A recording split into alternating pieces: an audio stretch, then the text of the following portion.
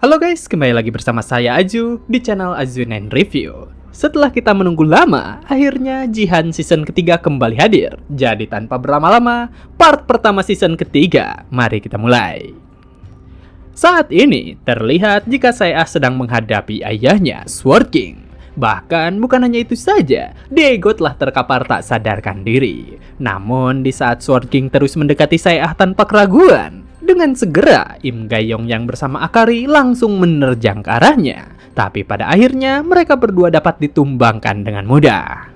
Dengan Sword King yang terus mendekat, saya bersiap menggunakan sesuatu. Hingga akhirnya ketika Sword King bersiap menangkapnya, saya telah menghilang di hadapannya. Dan karena Akari masih bertahan, dirinya kembali melancarkan serangan ke arah Sword King. Tapi setelah pertukaran serangan terjadi, belati yang dimiliki oleh Akari terhempas sepenuhnya. Jadi Sword King berhasil menumbangkannya sepenuhnya.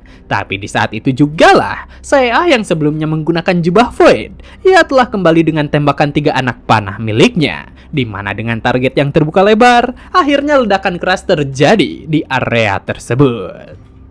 Singkat waktu, terlihat jika Lee Ha-yeon sangat gembira dengan hasil dari kelompok saya karena mereka berhasil menangkap Sword King di dalam simulasi pertempuran. Bahkan Gayong yang telah menyelesaikan pertarungan, ia mendapatkan banyak pelajaran setelah bertempur menghadapi Sword King. Di saat yang bersamaan, Jihan memuji mereka karena pertarungan yang mereka tampilkan benar-benar mengesankan. Bahkan sepertinya mereka semua berhasil naik level. Tapi mendengar pujiannya, Diego mengeluhkan sesuatu kepadanya karena kenapa dirinya selalu menjadi target pertama ketika simulasi itu dijalankan. Dan Ha-yeon membalas jika Diego merupakan damage dealer backline. Jadi jelas jika dirinya merupakan player yang merepotkan. Mengalihkan akan itu, Jihan menjelaskan meski pertarungan yang terjadi merupakan simulasi, tapi mesin tersebut mencocokkan diri hingga 80% kekuatan Sword King berdasarkan data resmi match lama. Jadi dengan kelompok mereka yang berhasil menghadapinya, itu merupakan suatu pencapaian. Yang mana saya pun memuji Ha-yeon karena berkat bantuannya, guild mereka bisa mendapatkan perlengkapan simulasi seperti ini. Dan Ha-yeon yang mendengar pujian itu, ia tentu saja sangat bangga. Jadi dirinya meminta yang lainnya untuk semakin kuat. Karena tentu saja agar mereka dapat menghasilkan lebih banyak uang lagi. Terutama setengah aset guild telah dihabiskan demi mendapatkan mesin simulasi ini. Di saat Jihan memperhatikan yang lain, ia sedikit terfokus kepada Akari yang sedikit terdiam. Karena saat ini, Akari menjadi lebih kooperatif setelah stream yang sebelumnya dilangsungkan. Di mana setelah Akari memberitahukan tentang kebusukan dari Ito Shizuru, Jihan meminta sesuatu kepadanya. Karena dengan dirinya yang tak bisa meninggalkan Ariel kepada saya saat pertandingan timnas berlangsung, ia ingin Akari menjaga saya saat dirinya tidak ada. Yang mana karena perkataan itu, Akari tentu saja sedikit terkejut. Tapi Jihan lanjut berkata, sebagai ganti Akari menjaga saya, ia akan melakukan yang terbaik untuk membalaskan dendam terhadap Shizuru. Tapi tentu saja, jika Akari berbuat konyol, Jihan akan membunuhnya terlebih dahulu. Dan karena Akari tidak memiliki tempat untuk pulang, akhirnya ia menyetujui permintaan tersebut.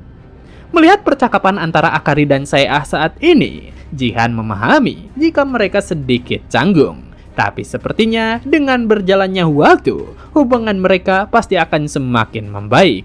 Yang mana setelah memperhatikannya, Jihan bertanya kepada saya tentang bagaimana dengan kelas baru miliknya. Karena setelah serangan Shizuru sebelumnya berakhir, saya telah mengubah role-nya menjadi Void Archer. Dan saya yang telah berganti kelas, ia memberitahukan Jihan jika kelas tersebut hanya memiliki satu skill eksklusif.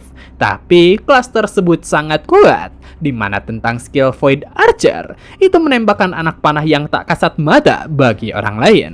Dan kemampuannya membuat penggunanya mampu menembakkan anak panah ke dalam inner world, di mana itu mengabaikan jarak antara pengguna terhadap targetnya. Sebagai tambahan, skill tersebut meningkatkan respon pengguna terhadap bahaya dengan bantuan jubah Void. Jadi meski skillnya sederhana, tapi itu sangatlah kuat. Tapi kelemahannya, serangan dari skill tersebut bisa ditahan jika target memiliki penghalang yang dapat menahan anak panahnya. Mengalihkan akan itu, Jihan berkata kepada saya jika dirinya cukup agresif meski lawannya merupakan ayahnya sendiri. Dan saya membalas jika dirinya bertemu dengan ayahnya, setidaknya ia ingin memukulnya sekali. Karena ia merasa jika itu mungkin bisa mengembalikannya normal kembali. Yang mana mengetahui jika saya ingin ayahnya kembali, Jihan berharap agar saya dapat bersabar sebentar lagi. Karena apapun yang terjadi, Jihan sendiri berencana untuk mengembalikan kesadaran kakak iparnya itu dari kendali Shizuru. Jadi ia meminta saya untuk berlatih agar dapat lebih kuat. Di tempat lain, lebih tepatnya di arena Kolosium, terlihat jika Kim Dong-ho sedang melampiaskan kekesalannya. Bahkan para player yang ada di room yang sama, mereka cukup terheran dengan ulahnya. Karena bukankah Kim Dong-ho merupakan player timnas? Jadi kenapa ia malah menggila di sini? Di mana rekannya membalas jika kabarnya ia dilaporkan mendapatkan penalti gara-gara melakukan pelanggaran. Yang mana nyatanya Kim Dong-ho sendiri masih merasa emosi dengan apa yang sebelumnya terjadi. Sebelumnya, di saat Kim Dong-ho memasuki ruangan konektor, dirinya benar-benar kesal dengan konektor miliknya. Karena kenapa konektor miliknya tidak diorganisir dengan baik, terutama mengapa miliknya begitu berantakan. Hanya saja mendengar keluhan dari Kim Dong-ho, rekan-rekan setimnya hanya dapat memalingkan muka. Dan salah seorang dari mereka berkata kepadanya untuk tak perlu mempermasalahkannya, terutama siapa juga yang mau mendengarkan omongan dari macan tanpa taring. Mendengar perkataan yang begitu mengejek, Kim Dong-ho tentu saja semakin kesal karena berani sekali mengatakan hal tersebut. Jadi ia bersiap melampiaskan amarahnya dengan melayangkan pukulan terhadap rekannya. Tapi di saat yang bersamaan, anggota departemen memasuki ruangan serta memperingatkan Kim Dong-ho untuk berhenti, di mana ia meminta Kim Dong-ho untuk berbicara di ruangannya. Kembali ke saat ini, Kim Dong-ho yang menghabisi para player, ia melampiaskan kekesalannya karena ditangguhkan selama 2 match. Jadi, ia menantang Departemen Battle.net Korea jika timnas mereka akan mendapatkan performa yang buruk tanpa kehadirannya. Namun, di saat ia meneriakan hal tersebut, seseorang datang kepadanya serta berkata, apakah orang yang mengacaukan server privat merupakan si berdebah dari timnas? Karena maksud kedatangannya kemari adalah untuk melihat rumor yang beredar di internet. Melihat si pria pirang, Kim Dong-ho yang sedang kesal tentu saja bertanya, apakah dirinya ngajak ribut? Namun, pria itu berkata, karena si bajingan timnas telah diusir dari tim, sepertinya dirinya bukanlah apa-apa. Yang mana dari ejekan itu, Kim Dong-ho langsung mempersiapkan tinjunya. Hanya saja, meski tinjunya tepat mengenai wajah si pria pirang, pria itu masih baik-baik saja. Serta berkata, jika sepertinya rumor bajingan timnas Korea yang lemah memang benar. Di saat itu jugalah si pria pirang langsung berubah menjadi besar. Yang mana karenanya itu membuat Kim Dong-ho benar-benar terkejut. Karena apa mungkin itu merupakan red gigentification? Jadi ia berpikir, apa jangan-jangan player yang dirinya hadapi merupakan orang itu? Tapi mau bagaimanapun Kim Dong-ho menyadarinya, dirinya telah terlalu terlambat. Karena si pria pirang langsung menghantamnya dengan pukulan keras. Dan dengan kekalahan Kim Dong-ho dalam sekali serangan, pria itu mengejek player timnas Korea. Karena ia merasa jika timnas Korea benar-benar lemah. Di mana nyatanya player tersebut merupakan Vladimir Putin, player timnas Rusia yang merupakan warrior ranking 6. Terutama dengan hasil Battle.net sebelumnya, timnas Korea telah kalah 7-0 menghadapi Rusia yang berada di top 3 dunia. Dengan Vladimir yang berhasil mengalahkan Kim Dong-ho, berita tentangnya langsung tersebar di sosial media, di mana Private Kyo berkomentar jika Kim Dong-ho langsung KO dalam 1 detik. Dan Obsel98 ia berkata, setelah kena hajar Jihan, ia malah kena getahnya sendiri gara-gara salah pilih target pelampiasan. Di mana orang-orang merasa senang dengan tragedi tersebut. Tapi meski begitu, anggota timnas yang lain tetap berpartisipasi dalam latihan meski khawatir mengalami penurunan peringkat. Jadi, publik bertanya-tanya, dengan Kim Dong-ho yang dapat dikalahkan dengan mudah, apakah Sung Jihan bisa membalikkan keadaannya? Dengan berita yang beredar, Jihan yang melihat itu tentu saja sedikit terganggu. Karena seharusnya si Kim Dong-ho tetap diam saja dan tak perlu membuat masalah. Lalu dengan komentar yang mengatakan jika dirinya akan menghentikan penurunan peringkat, rumor seperti apa yang sebenarnya sedang disebarkan oleh orang-orang? Hanya saja di saat Jihan memperhatikan sosial media, seseorang bertanya kepadanya, "Bukankah kita harus mengalahkan Sword King dan maju ke Liga Champion?" Di mana ia mengungkapkan jika akhirnya dirinya bertemu juga dengan Sung Jihan yang merupakan seorang player Liga Gold dan telah menyatakan perang kepada Sword King. Memperhatikan orang itu, Jihan pun memberikan salam kenal terhadapnya karena dirinya mengetahui jika wanita tersebut merupakan player Hyeonju, kapten timnas yang berada di kelas Archer, serta dirinya merupakan pengguna gift ranking Double S Concentrated Suit. Dan karenanya, Hyeonju berharap kerjasamanya mulai dari sekarang serta di latihan khusus untuk mempersiapkan pertandingan menghadapi Rusia. Singkat waktu, saat ini terlihat jika player timnas sedang berlatih menghadapi Jihan. Dan Yeonju yang merupakan kapten, ia memerintahkan anggotanya untuk tetap waspada, serta menganggap Jihan sebagai Vladimir. Jadi sebagai keseriusan, Yeonju dan player support menggunakan combo skill haste dan juga multi howitz, yang mana karenanya hujan anak panah langsung ditujukan kepada Jihan. Melihat rentetan anak panah yang mengarah kepadanya, dengan cepat Jihan menghindarinya menggunakan Lightning Thunder Step. Tapi meski dirinya terus menghindar, player lain yang merupakan warrior dan tanker, mereka berdua mencoba menekannya dengan skill mereka. Tapi melihat keseriusan para player, Jihan tersenyum senang. Karena selagi dirinya memiliki waktu berlatih, ia ingin mencoba menggunakan kemampuan Martial Soul yang telah berkembang. Jadi dengan teknik Absolute Annihilation, kedua player itu langsung tumbang dengan mudah. Tapi meski Jihan berhasil menumbangkan mereka berdua, ia sedikit terkejut dengan apa yang telah menantinya. Karena saat ini terlihat jika Yeonju telah mempersiapkan serangan panah terhadap Jihan. Di saat anak panah itu melesat cepat terhadap targetnya, Jihan yang memperhatikannya, ia telah menggunakan kemampuan Absolute Territory yang berhasil dikembangkan. Jadi, meski teknik itu lebih kecil daripada Force, tapi efektivitas penggunaannya sangatlah mudah. Jadi setelah dirinya berhasil menghentikan serangan pamungkas yang dilayangkan oleh Yeonju, Jihan terus maju dan menyerang yang lainnya. Hingga akhirnya ia memukulkan tongkatnya terhadap Yeonju. Tapi meski pukulan yang Jihan lancarkan hanyalah sentuhan lembut, Yeonju mengakui jika kelompoknya telah kalah telak. Dengan hasil pertandingan itu, Jihan hanya dapat menghela nafas karena ia merasa jika level para player timnas masih kecil. Bahkan pada dasarnya, tim Sword King merupakan one man team. Jadi jika keadaannya terus begini, dirinya takkan bisa melanjutkan rencana. Hanya saja di saat yang bersamaan, Jihan dikejutkan oleh teriakan seorang gadis, di mana gadis berambut merah muda itu terus menyoraki Jihan. Bahkan tanpa rasa malu, dirinya mengungkapkan jika dirinya benar-benar mengagumi Jihan.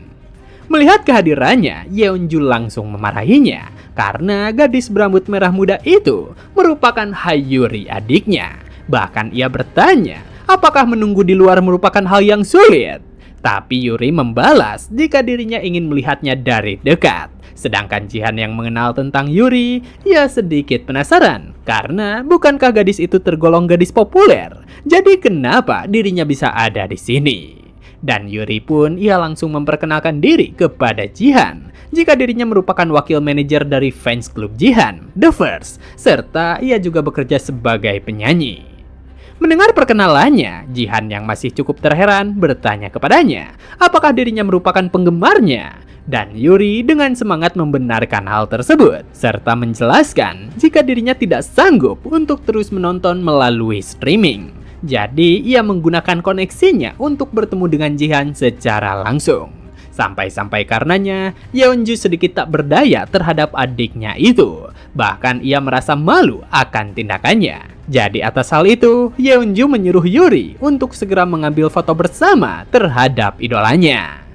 Karena saat ini Yuri berhasil bertemu dengan idolanya, ia merasa kelelahan sampai-sampai sempoyongan. Bahkan ia menyatakan jika saat ini dirinya bisa mati tanpa penyesalan. Namun Jihan yang melihatnya, dirinya segera menggunakan Martial Soul untuk menyeimbangkannya, di mana Yuri yang terkejut berkata, apakah dirinya akan mati karena kegembiraan? Tapi di saat Yuri merasa jika dirinya sedang melayang, Jihan bertanya apakah dirinya tidak apa-apa. Dan Yeonju menjelaskan jika adiknya itu tidaklah apa-apa, karena ia merasa jika kondisinya yang kelelahan itu diakibatkan oleh jadwal luar negerinya yang padat. Menyadari Jihan menggunakan Force, Yuri malah kegirangan karena kekuatan itu selalu menjadi pembicaraan bagi orang-orang. Jadi atas hal itu Yuri bertanya kepada kakaknya, apakah dirinya boleh bergabung ke dalam guild agar bisa melihat Jihan setiap hari?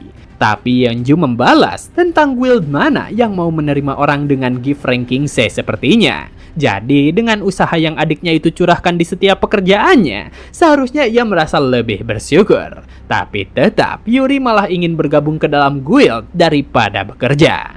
Di saat Yeonju terus terfokus terhadap adiknya, Jihan yang ada di sana ia hanya dapat menghela nafas berat. Karena meski pada akhirnya dirinya bisa menggunakan Absolute Annihilation, tapi jika level timnya seperti ini, dirinya takkan memiliki waktu untuk mengeksekusinya dengan baik. Namun di saat ia memikirkan permasalahannya, para anggota timnas yang lain, mereka mulai memperhatikan Hayuri yang datang ke tempat pelatihan. Dan Jihan yang memperhatikan anggota timnas, dirinya tentu saja sedikit terganggu karena mengapa mereka tidak lanjut berlatih. Tapi di saat Jihan mendengar jika Hayuri membicarakan gift-nya yang merupakan gift emotion, itu membuat Jihan terkejut karena bukankah jenis gift itu bisa sampai ranking B? Dimana karena keributan tersebut, Jihan bertanya apakah Yuri benar-benar memiliki gift emotion. Dan Yuri yang tersipu malu terhadap Jihan, dirinya membenarkan hal itu jika gift miliknya merupakan gift emotion ranking C. Mengetahui akan itu, Jihan bertanya jika tidak keberatan apakah dirinya boleh melihat status Windowsnya. Di mana dengan senang hati, Hayuri pun mempersilahkannya untuk melihat. Jadi saat ini terlihat jika Yuri memiliki gift emotion yang dapat melihat esensi target. Karena kemampuan dari gift itu, pemiliknya dapat melihat karakteristik dari item dan kemampuan milik player lain. Dengan status yang dilihatnya, Jihan tak menyangka jika di Korea ada player yang memiliki gift tersebut. Jadi setelah memperhatikan rekan setimnya, ia merasa jika Yuri bisa berguna untuk hal lainnya. Yang mana Jihan bertanya, apakah dirinya boleh meminta tolong sesuatu? Di mana dengan Jihan yang meminta sesuatu, itu membuat Yuri semakin berseri-seri. Karena apa mungkin sebaiknya dirinya bergabung dengan guild Bloom saja daripada terus bergelut di dunia selebriti? Jadi atas permintaan dari idolanya, Hayuri berkata jika dirinya akan dengan senang hati untuk membantunya. Bahkan ia akan melakukan apa saja yang Jihan inginkan. Tapi di saat berikutnya, itu membuat Hayuri menjadi bertanya-tanya karena mengapa dirinya malah dikurung di dalam kurungan. Bahkan saat ini terlihat jika para player timnas mereka sedang melindungi kurungan itu. Dan Jihan menjelaskan jika dirinya ingin mereka semua melindungi Hayuri dari serangannya. Dan begitulah part kali ini telah selesai. Jangan lupa like jika kalian suka dengan konten yang kami bawakan. Serta terima kasih banyak kepada kalian semua yang telah menonton video kali ini. Saya Azu dan sampai jumpa kembali di video berikutnya.